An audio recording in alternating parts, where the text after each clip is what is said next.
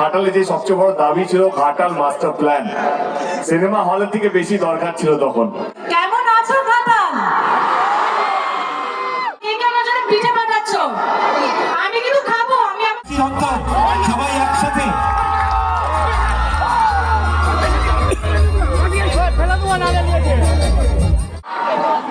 আমার ঘাটালের সঙ্গে গত 2014 থেকে সাংসদ হিসেবে সম্পর্ক।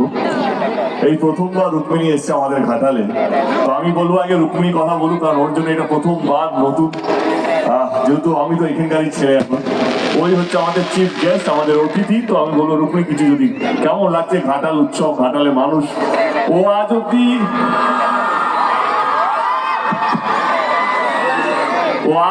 ঘাটাল আমার চোখ দিয়েই দেখেছে আর কি, ঘাটালে এইটা, ঘাটালে ওইটা, এরকম হয়, মানুষ কত ভালো। তো আজকে ঘাটালে তোমার পূর্ণভাবে কি বলবো, মানুষের সঙ্গে আলাপ হচ্ছে, দেখা হচ্ছে, কেমন লাগছে ঘাটালে এসে? আমি খুব ভালো আছি। সাধারণত প্রথমে কোথাও গেলে প্রথম প্রশ্নটা যেটা আমি জিজ্ঞেস করি সেটা হলো কেমন আছো। কিন্তু ঘাটালের খবর আমি এতটাই রাখি যে আমাকে লোকেরা জিজ্ঞেস করে ঘাটাল কেমন আছে। একদমই তাই। তবুও অনেকদিন পর আমার কলকাতাতেও ফেরা, আমি বম্বেতে ছিলাম, তো তাই আরেকবার জিজ্ঞেস করে নিচ্ছি কেমন আছো ঘাটাল? এতটা খারাপ রেখেছে একজন? কেমন আছো ঘাটাল?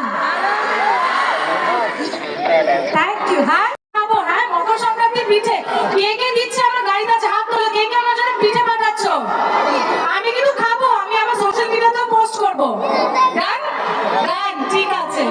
কিন্তু তার আগে আমি বলে দিই, এটা তো বলতে হয়, কিছু করার নেই, অভিনেত্রী। না না দাঁড়ো, শোনো না, আজকে গেলে দেখো বলো আমার কেমন অদ্ভুত লাগছে। আরেকটু ঘাটালে যতবারই এসছি, একা এসছি,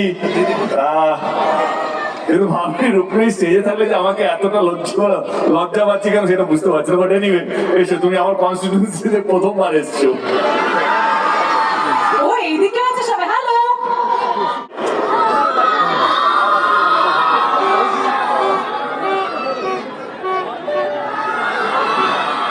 দু বছর আগে যেভাবে ছিল, কিন্তু আজকে এটাই বলবো কি ঘাটালের মানুষ ভালো আছে। ভালো আছো তো? মেলাটা ঠিকঠাক যাচ্ছে তো? এবার আপনাদের আত্মীয় স্বজন যারা অন্যান্য জায়গা থাকে তাদেরকে ডেকে দেবেন। তুমি ভুল কিছু বলনি, কিন্তু যবে থেকে ঘাটালের দায়িত্ব নিয়েছি বা নিয়েছিলাম, তোমাদের ঘাটালে যে সবচেয়ে বড় দাবি ছিল ঘাটাল মাস্টার প্ল্যান, সিনেমা হলের থেকে বেশি দরকার ছিল তখন। তো সেই জন্য লড়েছি, ঘাটাল মাস্টার প্ল্যান এখন হচ্ছে। তো ডেফিনেটলি ঘাটাল মাস্টার প্ল্যান যখন হয়ে গেছে বা হচ্ছে, তারপরে এখন ভাবাই যায় একটা সিনেমা হলকে নিয়ে। কিন্তু